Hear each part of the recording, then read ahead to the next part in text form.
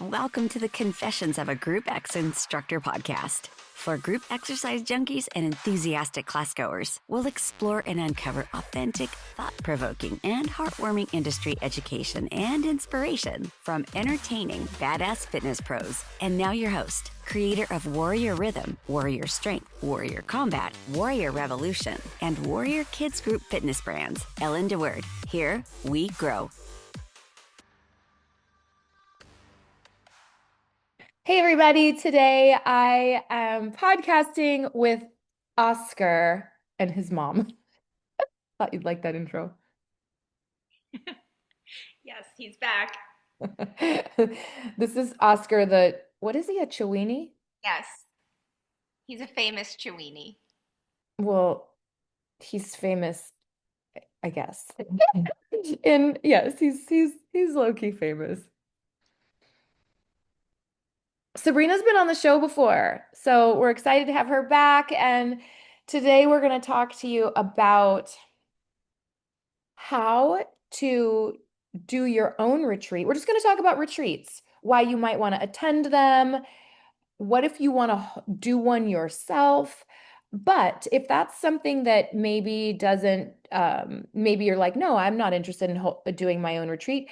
Maybe this episode isn't for me. No, don't go. It is for you because we've already decided the things that we're going to talk about today do relate to just the way you teach your classes. Do you want to explain that a little bit, Breen? Yes, it's. I think it applies not even just fitness, like across industries, across anything.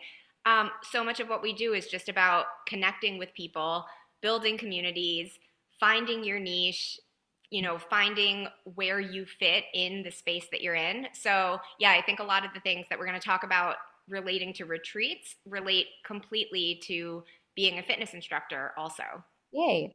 Before we dive in, we know that her lighting is really bad. Sorry. And it's okay. And we know that this is a very weird place for me to podcast, but I've said it before. I've actually been on a podcasting frenzy. You're like my fourth interview this week. It's been really fun. But so you will have heard in other episodes that have released recently that my house is being remodeled. So I don't have a lot of places that I can go with decent lighting. My only lighting right now is a window and it's wet and rainy outside. And then I have to tell you that at any moment it is possible that the electrician is going to come back to do the under lighting in the cabinets in my kitchen. So it might be, hopefully it won't be noisy. If it gets, I don't know, if he has to because he also moved my hot water heater from inside my kitchen. Why is there a hot water heater in my kitchen? I mean, it was like in a closet, but still, it's out in the garage. So he did have to he was like drilling through the walls and the drywall today. So hopefully the drilling is done and you guys will be able to hear me for this episode. So, anywho, I'm in Oregon and Sabrina is in New York. So we're on opposite sides of the continent. And I became her best friend before we met because of the show. Do tell. True story. And Spotify just wrapped again, and I am one of your number one listeners. This is my now favorite podcast. But yes, we met a little over a year ago. I was driving about 16 hours to a fitness convention that you were also presenting at. And right before the convention, I had heard an episode with another friend of ours who's also a top listener of the podcast, Siri Chalazi, who I adore. And her episode was so good, I thought I just need to listen to this whole podcast from the beginning. And so I had this crazy long car ride and I went and listened from the beginning to all the podcasts on like 1.5 speed. And then when I got to Nashville for the event, you were the first person that I saw. And speaking in real life, but actually at normal speed was so weird. And that Did was, you think I sounded like I talked slow? You yes, probably wanted to speed me up. that Uh, was the story of how we met. it's so funny. I did you see that our show on Spotify is in the top 15% of video shows? Like, hello. Did you It's see incredible. that? You Congratulations. should have seen my face. I was just like for like 10 minutes with my mouth open and my eyes bulging. How can that be? I don't even know. But and then you okay, so my question is, are you the number one fan? Like, are you number one? Because Siri said Siri is the highest number or the lowest, I should say, that I saw. Because hers, remember, she I posted in my story that she was in the top 3% of all listeners. Yes, Are I am you not. actually number one? I'm not Who actually number one. is? But do you want to know why? Because Why? Spotify only recently started showing the videos, but Yeah. before that, I actually watched a lot of them on YouTube. So this year, when I'm not doing a marathon drive and listening for like 16 hours straight, I actually usually watched them on YouTube because I like to see the people that you're interviewing. Okay. So maybe Nicole's number one. I don't know. Who is number one out there, people? It's so funny because then that was my creator unwrap. Like as a I have a Spotify creator app, which is different than the Spotify app. So the Spotify creator app did my unwrap and it blew my mind. And then I looked at my Spotify consumer app that the rest of the world has. And it's I actually listened to my show too, which is so funny because I like after I interview someone or after I do a solo episode and I kind of forget about the what we talked about or it just kind of gets cold in my memory a little bit. I do like to go listen back. It's similar to like watching yourself teach watching video of you teaching, it makes you better. Like I know it's nerdy, but I even sometimes watch my own story on Instagram just to be like, oh gosh, that was annoying, or oh, that was cute that I did that. Like I give myself feedback and critique. So I like to listen to my podcast back sometime, but I was in the top 24% of my own show listeners. I thought that was really funny. That's awesome. Well, I was higher than I you, know, but I was like, you beat not number me. one. So, that's so funny. Okay, so we're going to talk about retreat. So what does a retreat mean to you, or how would you define it? Let's start there. So there are lots of different kinds of retreats. I think to me, a retreat is just getting away from whatever your daily life is. So whether it's a vacation, it does not have to be to another country. It could even be, well, we'll talk about this at the very end of this podcast, but it could even be that you're at home and doing a virtual retreat Oh. and joining people, on your computer. But I think it's just like a break from your regular life, a recharge, kind of a literal retreat away. And then when you come back, you are refreshed and kind of appreciate things in a new way and can look at things in a new way. It's funny that you say that because obviously I just got back from hosting my very own first ever retreat in Mexico, and I'm sure you like had to get off of the internet during that week so that your FOMO didn't destroy you. Always But, all the stories. but it's funny.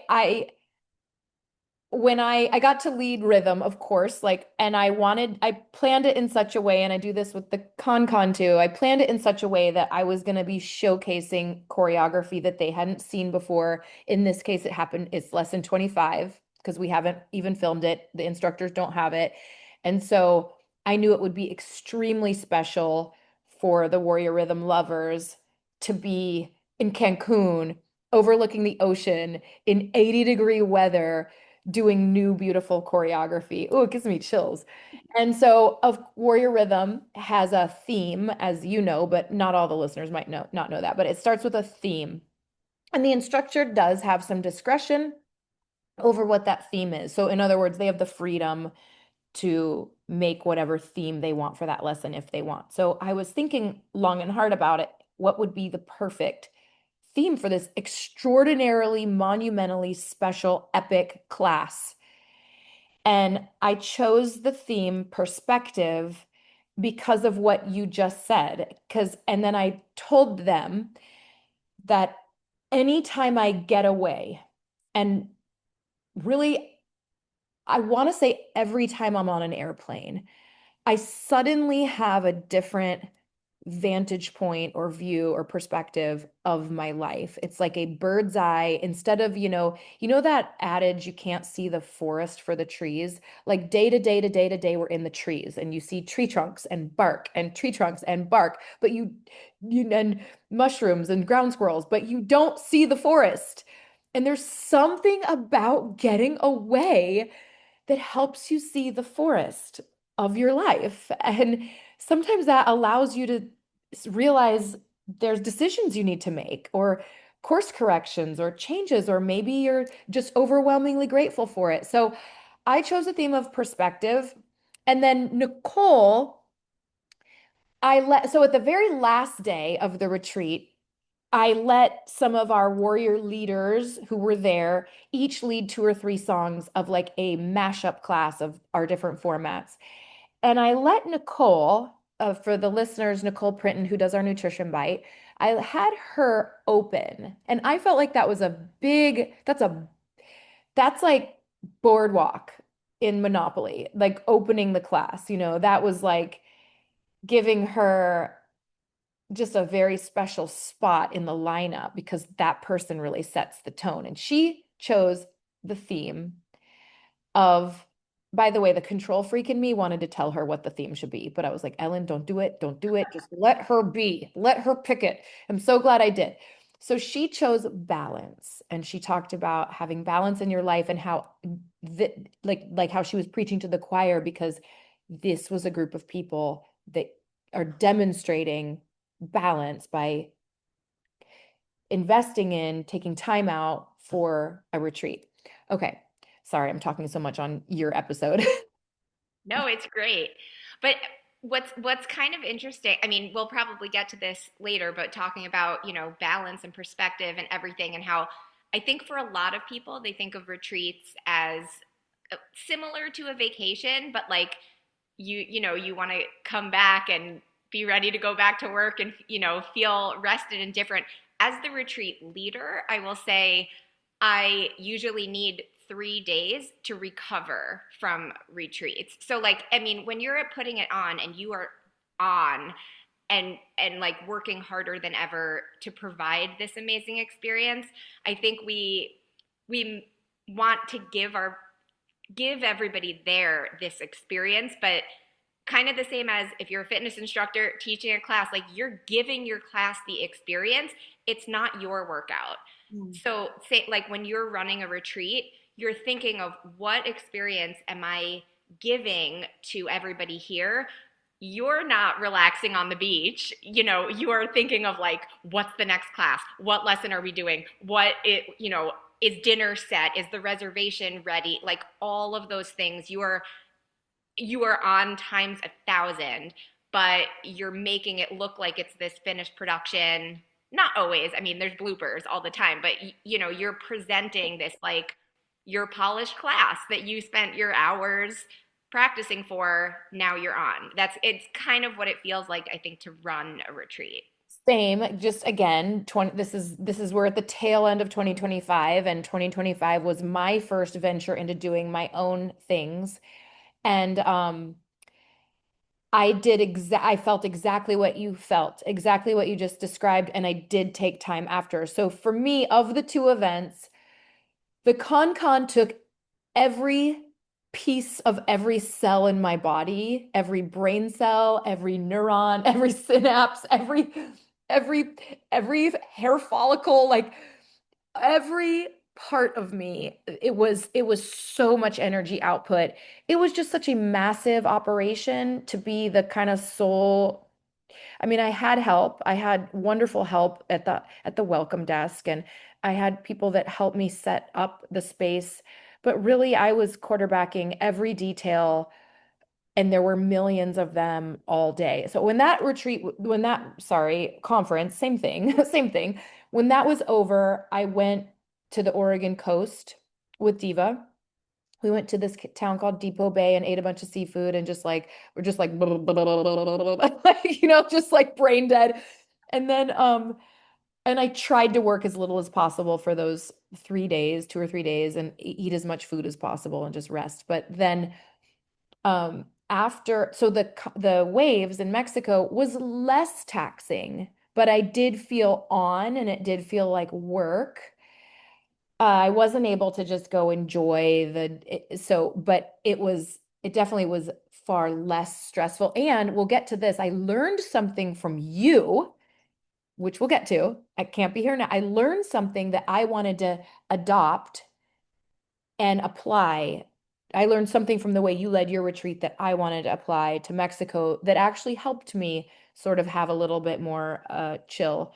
But after that retreat was over, we stayed like 2 extra days just to actually like literally enjoy and do nothing there. So, okay. So let's get into maybe like I don't care what order you take this in, but like how, why, where, when did you start to do retreats? You can do the how, where, why, when, where in any order. Yeah, so I actually, what you just said about taking something from my retreat that you had just Yeah. attended and then you were doing your own, that's kind of how it got started. I first started doing retreats actually before the whole retreat industry blew up. So there really weren't that many retreats happening. But I was living in New York City at the time, working a crazy corporate job and seeing all these things about kind of these like luxury retreats that people were doing. And for me, that wasn't exactly the kind of retreat that I wanted. Like, I thought it looked nice, but I could go to a spa for a day, anywhere. If I was going to do a retreat, I wanted to maybe like go on some sort of outdoorsy hiking thing. So I kind of was looking at what's even available. Um, and did end up running some retreats for several years. But then when I actually created Camp Be Here Now, which is the current retreats that I run in the Poconos, Pennsylvania, I had done a bunch of retreats. I personally attended probably 2 to 3 retreats a year for several years. And so I had like all these ideas and I knew all the things that I wanted. I knew the things that I liked. And then I found this perfect venue Yeah. and started running these retreats. And it's kind of like what you were saying for ConCon and even Waves, I'm sure will be the same thing as you continue to do it. The first time it took everything. It was like, oh, what am I going to do for the schedule and the food? And what am I going to charge? How am I going to price this? Like all the things that you have to think about. And then once you've done it, you learn from it each time. And the next time it's easier and easier and Well, easier. just like teaching your first class. It's like a big bundle of nerves and you want to Yes, vomit and you're like, it takes every brain cell, but then once you've been doing it, rinse, wash, repeat, it gets easy. exactly. Yeah. Yep, exactly. Wait, so I have a question. So were you always outdoor? I mean, I should know this as, your best friend. We They were pretty best much friends were. before we met, don't forget. So are you outdoorsy? Are you like a hikey kind of a canoey, like kayaki kind of a girl? And that's why you're drawn to it, or were you drawn to it because that's not how you are? I think I've always loved being active. Mhm. Not necessarily outdoorsy versus indoorsy, but just active, like Yeah.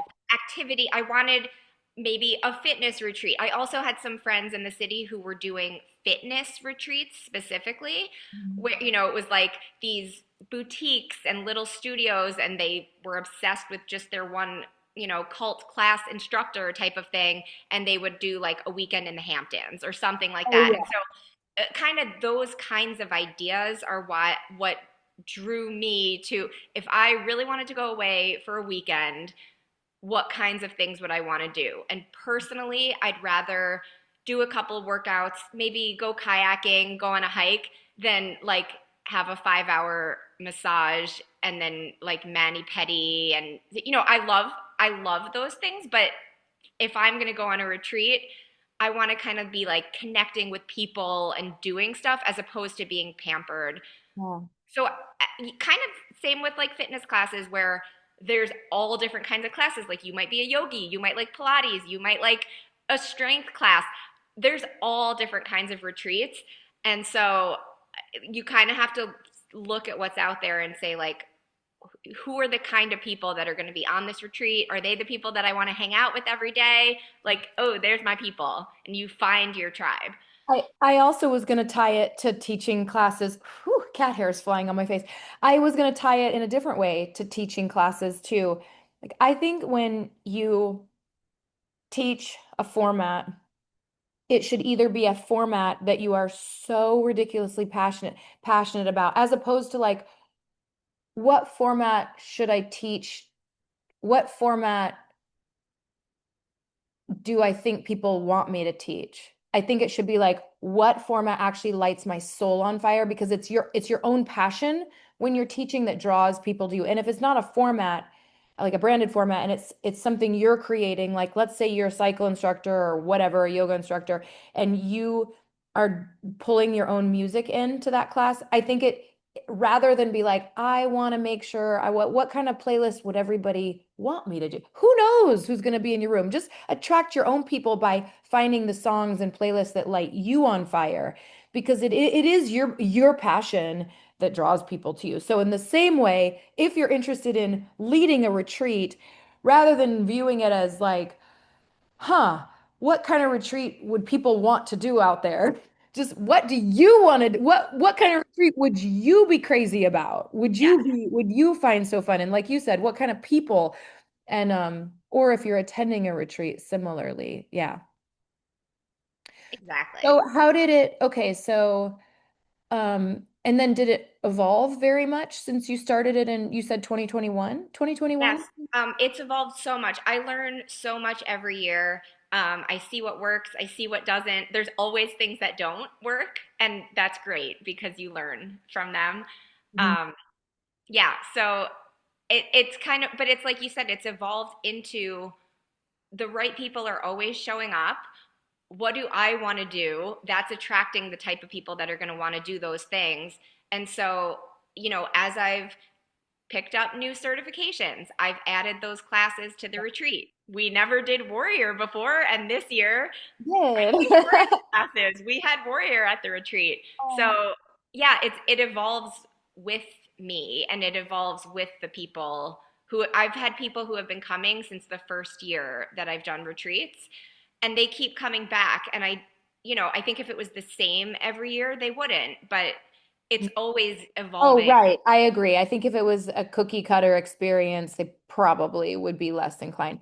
Yeah. That's cool. I was gonna, okay, so why? So did you answer the question why? Did you say why? Is it because you were looking for something? Like, I Why just, did it start in the first place? yeah, why did you do it in the first place? Um, so I mean, I think you maybe remember from the last time I was on this podcast, but I was working crazy corporate jobs in New York, literally working 20 hours, 24/7 a law firm. in fluorescent lighting, which it looks like I'm in fluorescent lighting right now, but I'm actually not. I'm like inside in beautiful So lighting. But it doesn't look like you're in any lighting. It looks like you're in the dark a little bit. It's it's just getting dark out here. like Um, but yeah, I it started because I wanted this kind of like wellness community that I oh, didn't have in the corporate. oh, okay. Oh, okay. Got it. Got it. Got it. But Okay. then it completely grew from there. Okay.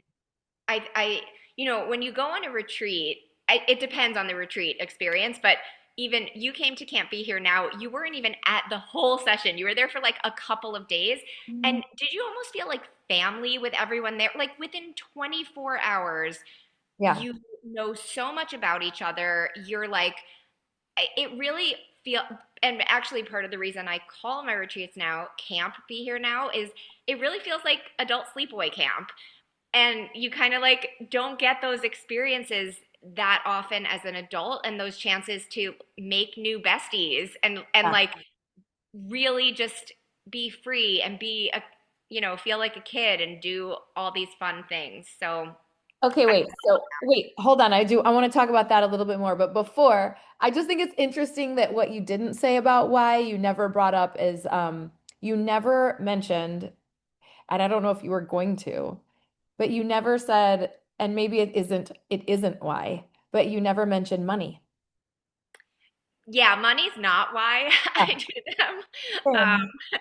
I feel and the it's same way. I mean, I care about money and I want to be a successful businesswoman and I want the company to do well, but my why is really about giving back, pouring in, continuing to develop culture and community. So I thought that was interesting that you didn't say, you know, yeah, it's I actually the money didn't cross my mind in that Got whole that. part of the I didn't conversation think it did. until you brought it up. But what is interesting, so there is a lot of possibility to make money on retreats. And again, it depends if you do like kind of the luxury route versus middle of the road versus like, super rustic or whatever kind of you're looking for with Mhm. that.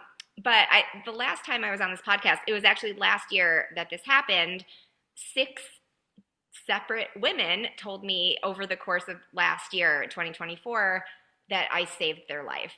And though it was all of those were connected in some way to Can't Be Here Now. Some of them took my fitness classes, but they also all were part of this.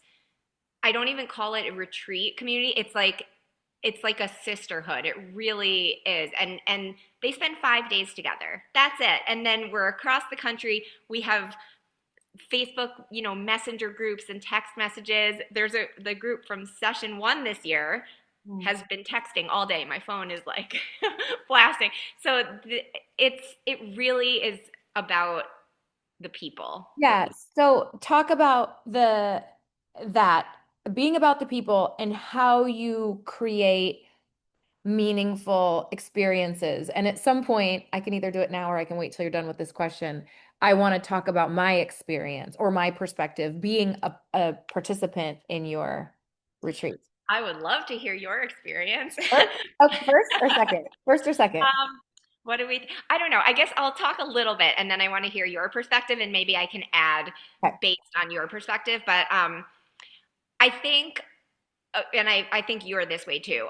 I think authenticity and vulnerability are kind of two of the most important things and things that really can connect people, and it has to be real. So one of the most important things for me is actually bringing the right people together at each session, because you could have a bunch of people who are completely authentic and vulnerable, but if they are, not, if they're not the kind of people who would naturally maybe connect with each other or be friends with each other, I kind of look at who is coming to the retreats, and I pick and I help like direct who's coming to which session. So I usually have slightly different themes. Like one is usually a little bit more of a healing retreat, and one is a little bit more fun activity, like party vibe. One is a little bit maybe more athletic, fitnessy vibe. Um, Different. I kind of know a little bit about people's backgrounds and things, but to get that vulnerability, usually on the first night, we do. There's various question games that I do, but one is from the New York Times. I think it was like in the 80s, the 26 questions to fall in love with someone. And it's not a romantic love. It doesn't have to be romantic. It's truly just these questions get at who are you as a person, like what matters to you, what's important. And we do these questions, and literally within hours, we know more about each other than some people's best friends, family, like things that no one else in the world knows. Huh. And we have gotten that out of each other in 2 hours of sitting together in the living room. Yeah. And that usually kicks it off. And then I think I make a really good schedule. I'm just going to like pat myself on the shoulder right here, but it took years to kind of really get a perfect balance of not overwhelming. I don't want it to feel like you're so exhausted by the end that you need a break. So how do you mix in breaks and alone time with, all the classes that I want to do and all the hikes and the experiences and things. But it's this like, it's kind of a delicate balance of fun activities, um, private time to reflect, and kind of how it all comes together. Yeah. Ah. So I went to Can't Be Here Now this last, I think September, which was Yeah. not long ago. And I had never been to the Poconos, first of all. And we did come like a day late or something. Um, I loved it. It was it wasn't, I don't think I had expectations. So it wasn't, I didn't, it was so interesting to me Well, first of all, I was like trying to find out about it before I went and before I agreed to go and stuff, and I like couldn't really see much. And Sabrina was like, "Well, I'm kind of private about it because I don't just let anyone come. I'm pretty selective. I kind of vet the applicants to see, who would be a good fit. So she's really protective of the space and the energy that way. Um, so anyway, I knew that. I knew she was going to ask me to ice plunge, which I was like not going to do because I hate being cold. I'm always cold and I hate it more than anything. I hate being cold. I'm always freezing. I hate being cold. I hate being cold. I hate being cold. So the last thing, like getting in an ice plunge sounds like murder to me. So I wasn't really gonna do that, but I knew that she was gonna try to make me. And then okay, so we got there and it's like so rustic, cabiny, like big A-frame style, just beautiful, huge little walking trail down to the river. And so there was I hope that I'm not saying something that you wanted to talk about later, but in terms of activities, like it was a wide variety of everything from breakfast where we like pick a card that is like our spirit animal or something, I can't remember. And or like cards, motivational or inspirational cards or cards to help us have gratitude that we would share around the breakfast table. And then we could hike, we could do fitness. So I experienced for the first time in no, Qigong was the first time I've ever done Qigong. I had done Tai Chi before, but never with you and never outdoors and never in that setting. I went to the more fitnessy version of her retreat, but it was still like woo-woo-y and intimate and um beautiful with the women there. And there was a chance to ice plunge every day, which I did do, and I did like the experience. I am glad I did it. I went home and I bought an ice plunge for my son, the one that just got his black belt last week in jujitsu. I knew he would be way into that. So I did the ice plunge. I almost started to cry because it was just so, I don't know what it was. It was just so I don't know if I was proud of myself or if it was something physiological happening in my body that was causing me to my heart to crack open. But I was about to cry. I was like, "Don't do it, don't do it!" And then I got my countdown. She had us go in for 2 minutes. And then there was like campfire. It really just felt like being a 10-year-old girl at camp. Oh, there was art lessons, and I'm an artist, so I loved that. We got to paint on canvases.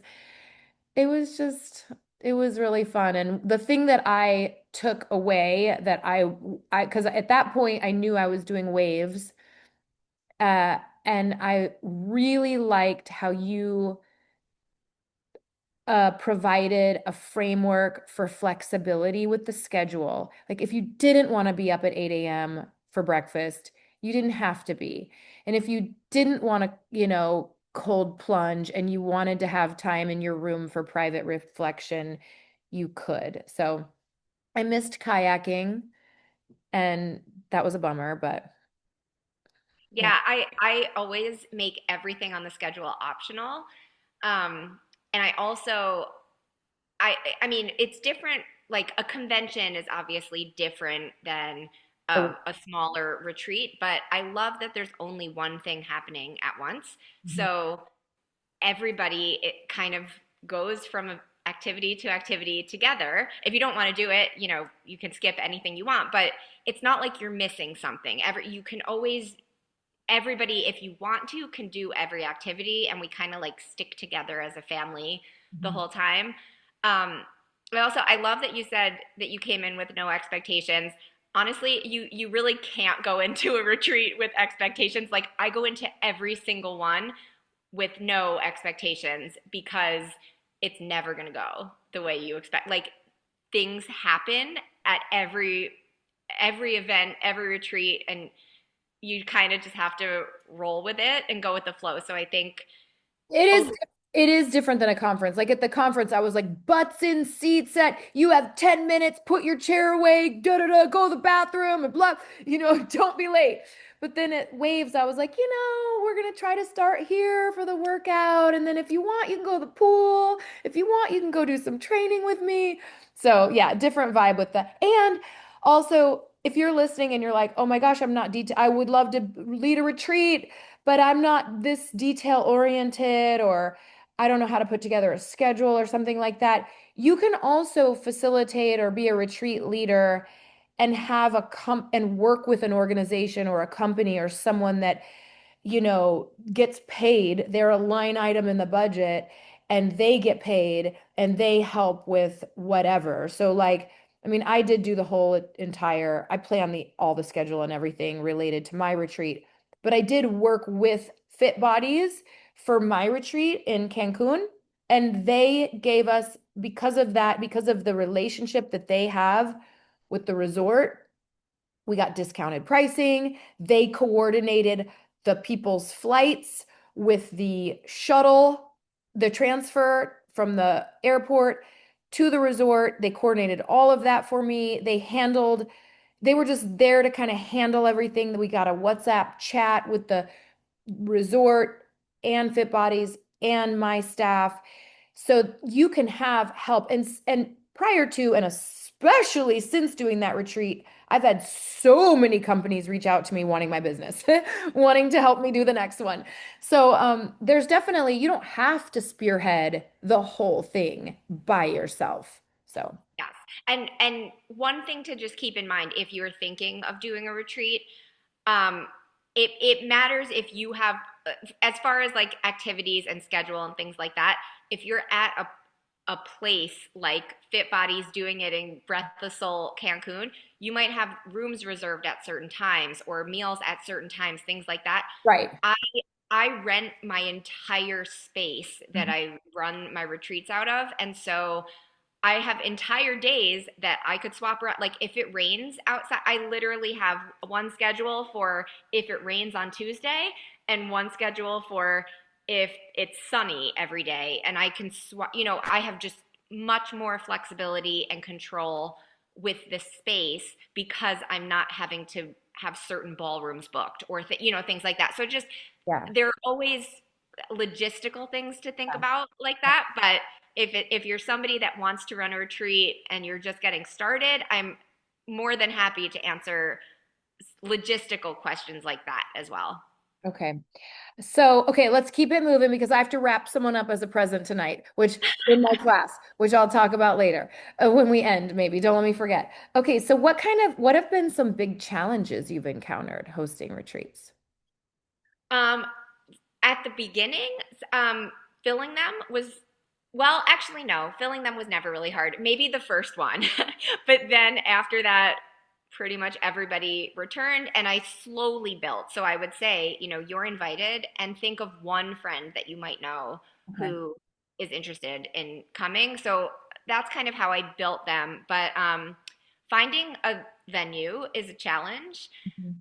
I am so lucky to have the space that I use. I love it. If you find a venue that you love, um, that's kind of ideal. Yeah, your venue has like a ping pong table and a foosball table and like 8 bedrooms and 2 stories and The right? biggest thing that it has is a bathroom and shower in every Yeah. bedroom. So And it has the canoes yes, and they store your trampolines there.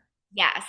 But finding enough bathrooms, I think, is one of the hardest things. Totally. And I have actually a couple of friends who I've facilitated some sessions at their retreats, and they're even kind of, I would say, more luxury than mine, but they rent houses through Airbnb.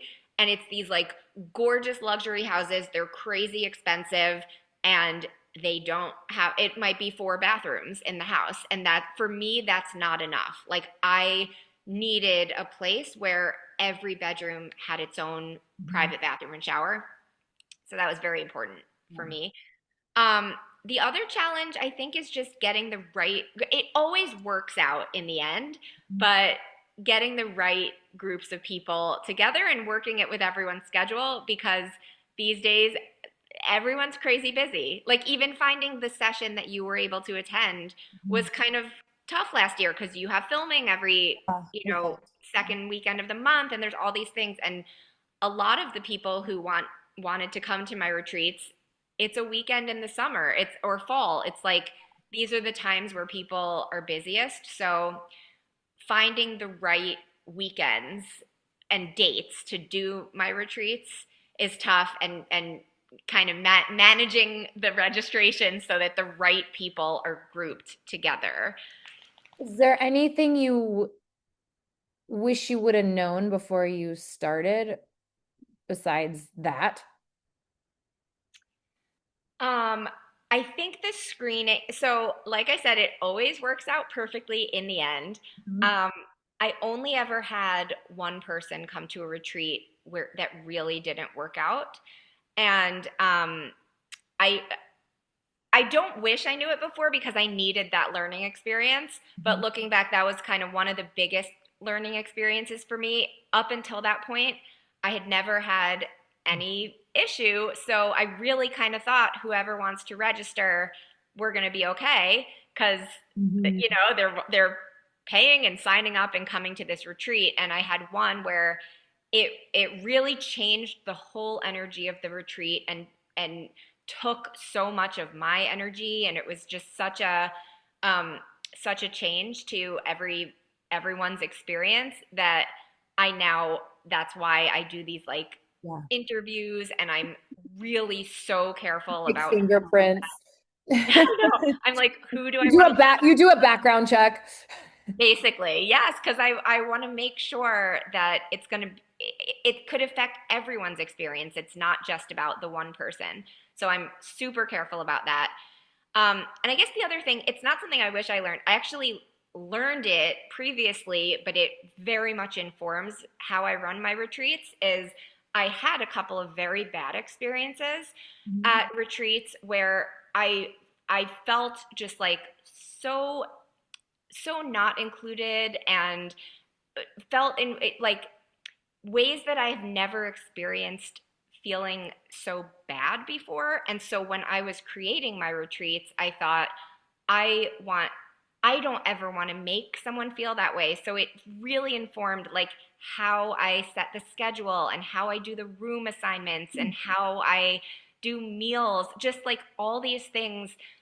I always had that in the back of my mind was like, I felt this way. I don't want to create that. So what can I do to be to do something different? Like I think you learn that whenever you go on a retreat or attend something. You probably even learn that from all the fitness conferences before creating ConCon. Like what do I want to do, but Yes. also what don't I want to do or Exactly. what do I want to do differently is I think some of the most important things you can learn. So, Exactly. Exactly. Yes. Yes. I mean, I went to so many conferences and that's exactly, there were things that I loved that I wanted to replicate and there were things that I thought could be better, yeah. that I wanted to do my way or do differently. And then I really only went, I only went to one conference after knowing I was gonna, or after knowing I was gonna do the con, I only went to one and I knew, and it wasn't a fitness conference. It was Oh, a, I remember it was the yeah, exactly.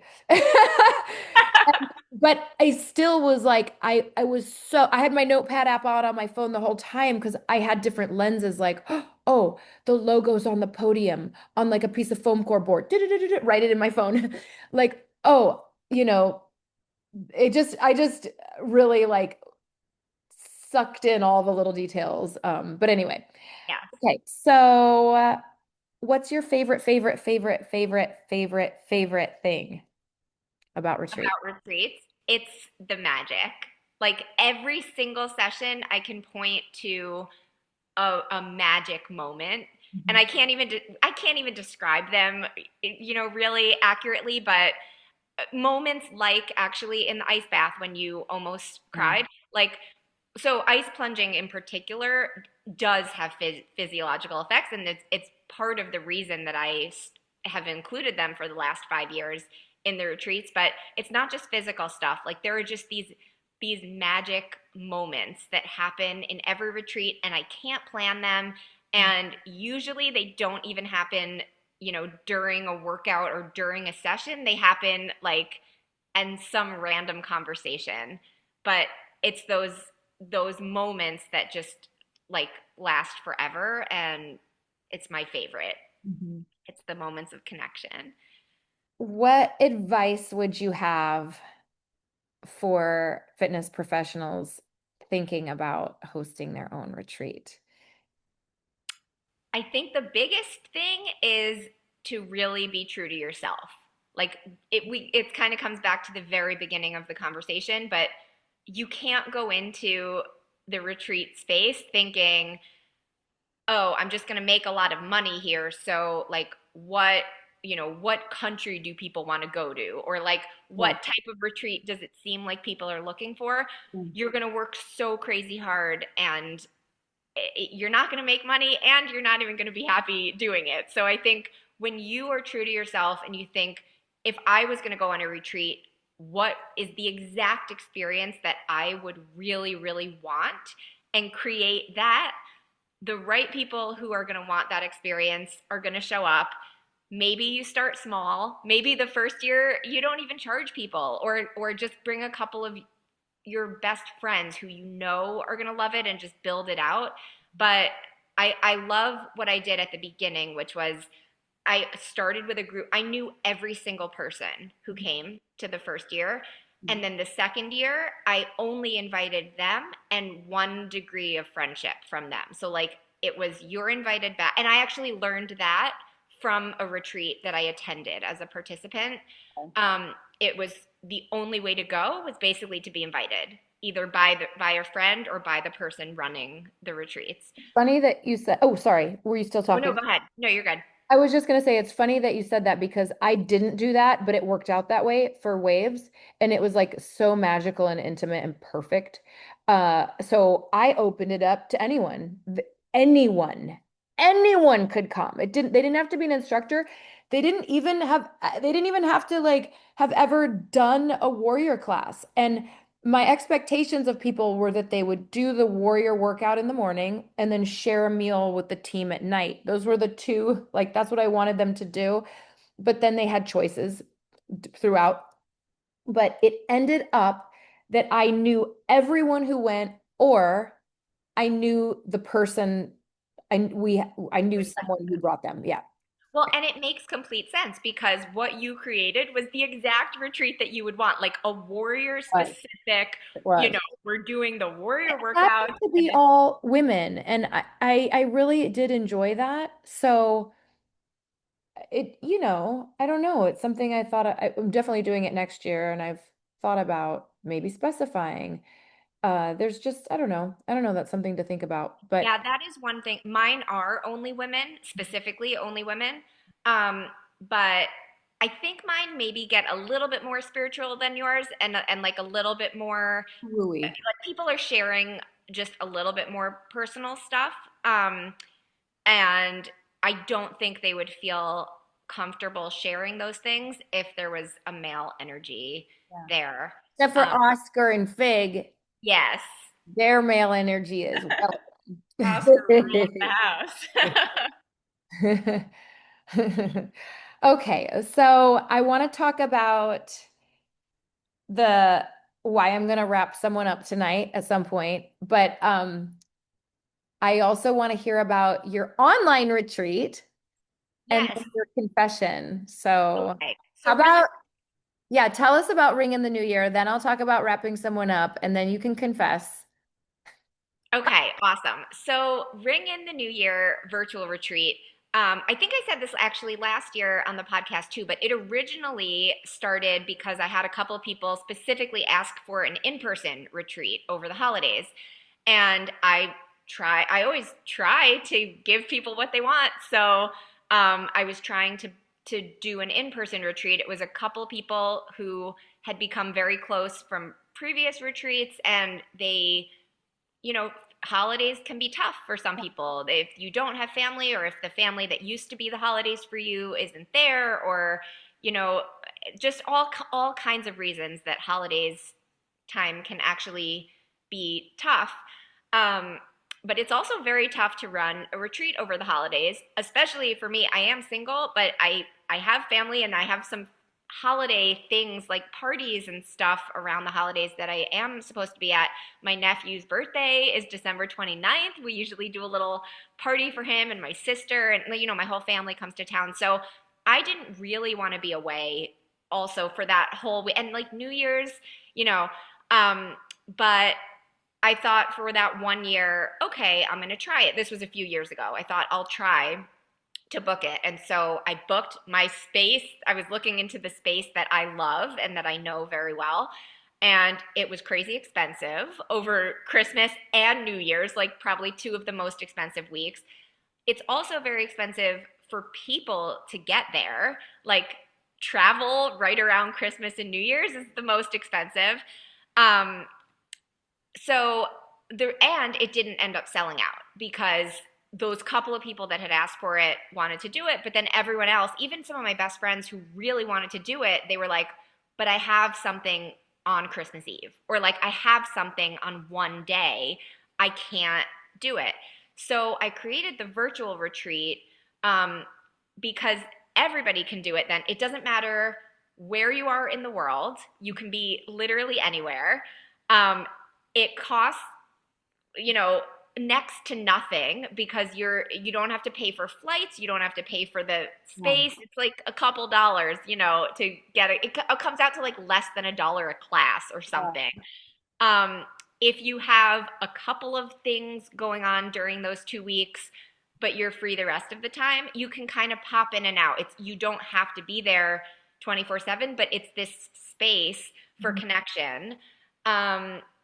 Let's see, and like you can be in your pajamas, you can be sitting on your couch, you can be like at home and kind of doing whatever parts of it you want, but it still has the effect of creating this true, real connection over the holidays for so many people. And I love doing virtual because you can record and keep it up for the whole 2 weeks. So, but basically what it ended up turning into, and it's grown so much in these last 3 years, the last 2 years we had over 120 people each year do it. And I've started bringing in more and more of my favorite friends and guest instructors and facilitators to teach. So now it's almost this community of all the people who come in person to Can't Be Here Now. So like if you want to meet them, you get to meet them. It's their little reunion because they get to see each other on Zoom. They get to take amazing classes. There's recordings for the whole 2 weeks, and it's just this like awesome connection and way to ring in the new year and start. We do some really interesting mindset sessions of reviewing our year and looking at where we want to go next year and all the things we want to do, and like vision boarding and all kinds of stuff. And it's just that for me, it's the best start to the new year. So you are invited, listeners. So we can put that in the show notes, the link, right? Because that's Yes, not super hidden. That's not going to be super hidden. You don't need to do a background check. No, this is a huge deal. So I mean, you're invited for free. It's $197 for everybody else. Wait, did I not? Oh no, did I say know that? I didn't know you were going to do that. I didn't either. Whoops, I just said that. So, all right, well, I said it. I guess I have to. So if you listen, you have to listen to the end of the podcast. Well, we should have said that in the beginning. No, they have to listen to the end of the podcast to know. No, I know, because we didn't say it in the beginning. So Yeah. No, it's kind of like that hidden. I worked when I was with Beachbody, Barb Brodowski, she used to do these like headquarter happenings and say something like random at the end and test us. Yeah. All right, so that's the big news at the end of this is do they need a code, or do they just reach out to you? How do they do it? Reach out to me. So we will put the link to the Facebook group. It's a private group on Facebook. And then all of the classes happen on Zoom. So even I know Ellen's had a lot going on with I Facebook. will If not be in the Facebook group, people, as you know. Yes. If you can't be in the Facebook group, that's no problem. I will say there's a lot of great conversation and connection that happens in the Facebook group, but all of the classes happen on Zoom. There's recordings of all the classes. So actually, just either try to join the Facebook group or send me a message either on Instagram or Facebook. I'm Sabrina YTT on Facebook or Joyful Metamorphosis with the little underscore. It's the blue butterfly on Instagram, but just send me a message. Say, I heard about the Ring in the New Year Ritny, the RITNY virtual retreat on Ellen's podcast, and I'm interested in coming. And I'll just either send you the email that has all the links or I'll let you into the group. Hey. Um, Okay, we got to wrap this up because I've got to wrap someone up and I got to go soon to the dollar store. Okay, because one of my front row divas, FRDs, it's her birthday tonight and she's coming to my class. And oh my gosh, this is a new class. It's Warrior Strength. It's brand new. It's been on the schedule for 3 weeks. And let me look at the app right now. It is, hold on, refresh. Hang on. I mean, there's 35 people coming. It's brand new. that's And amazing. it's like a Friday night. Like it's so amazing. So anyway, she's coming on her birthday to my Warrior Strength class. And so then there's this other girl who is a former front row diva, but didn't change gyms, when I kind of like added the Y. So she would have to like be a drop-in guest in order to come.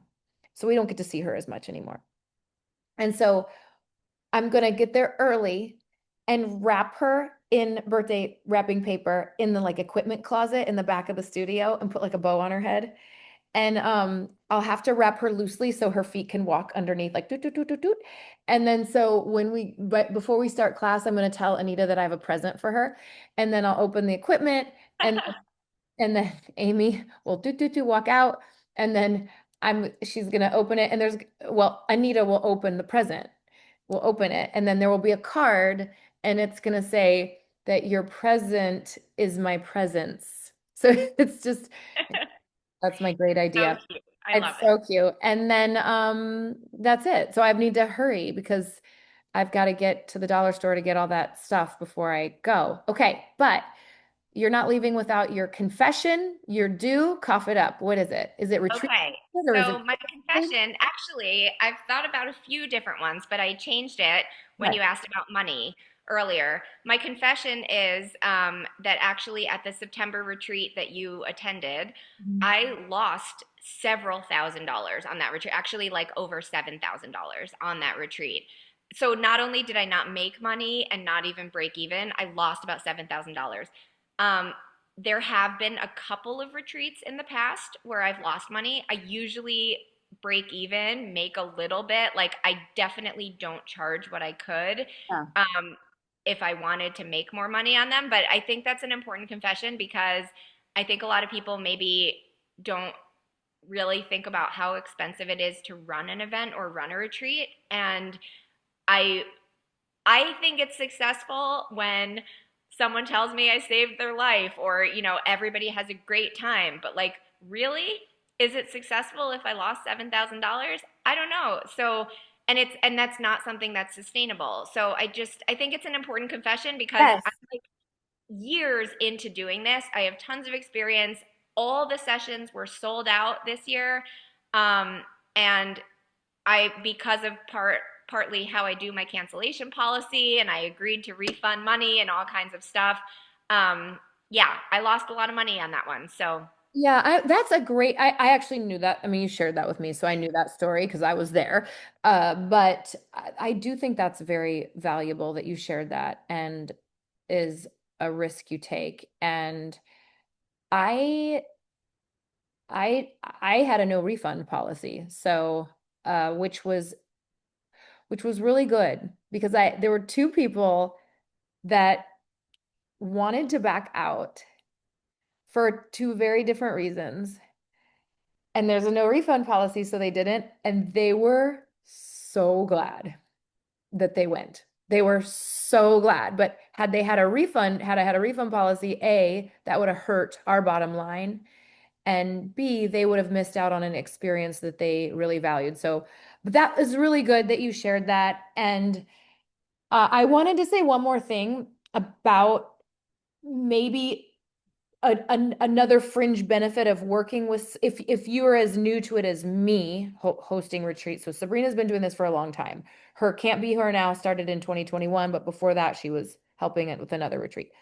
So for me, I was brand new. So for me, working with another person that does retreats was helpful. They actually handled all the money and that no refund policy. And I already said the shuttles and the transfers and the pricing with the resort hotel to bring it down to a group rate that was a little bit of a benefit.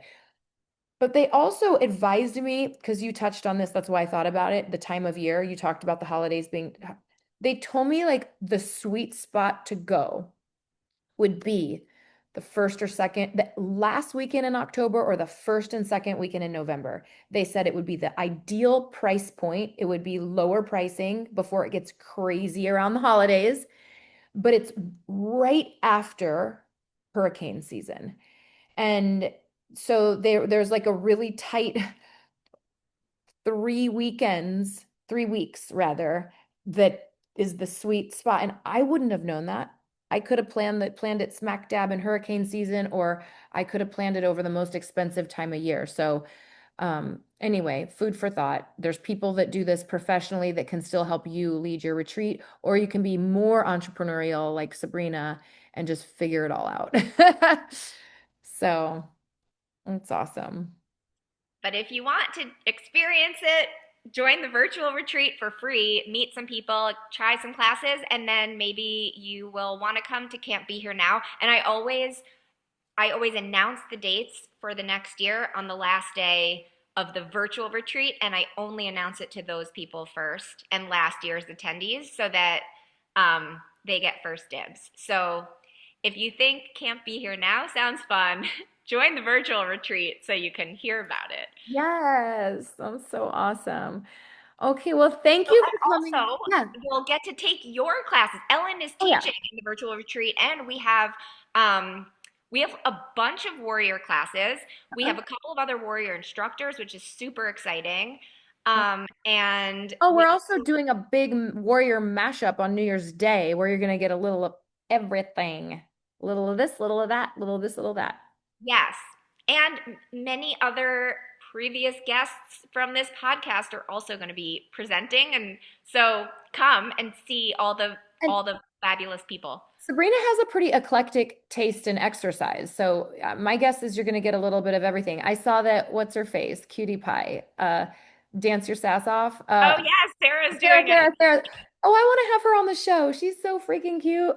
Sarah. Love it. She'd be great. I need to have her on the show. She's so cute. So yeah, it's like you'll have a lot of variety, and it'll open your mind up to other modalities of fitness and things. Are you doing any foam rolling? I am. Yeah, I'm doing foam rolling. There's fitness. There's yoga. There's a couple of different branded formats. There's mandala coloring and sound baths and a movie night. And stop it. So much fun. Oh my gosh, that's so exciting. Okay, well, yes, I will be there. I just won't be in the Facebook group. Well, hopefully I will be, but don't plan on it. And thank you everyone so much for tuning in. Share this with your fitness communities, and Sabrina and Oscar. Oscar, thank you for bringing your mom back on the show. Hello. He just hangs out under her butt the whole time. All right, I got to go get some wrapping paper so I can wrap my present for class tonight. Bye, everybody. Love you. Happy holidays. Thank you for joining in on the Confessions of a Group X Instructor podcast. If you're interested in becoming a warrior instructor, go to warriorinstructors.com. But if you want more and found this episode amazing, please give us a rating. And with a simple click to subscribe, we'll invite you back to our next episode. So remember, be brave, be bold, be blessed. And above all, listen, learn, love.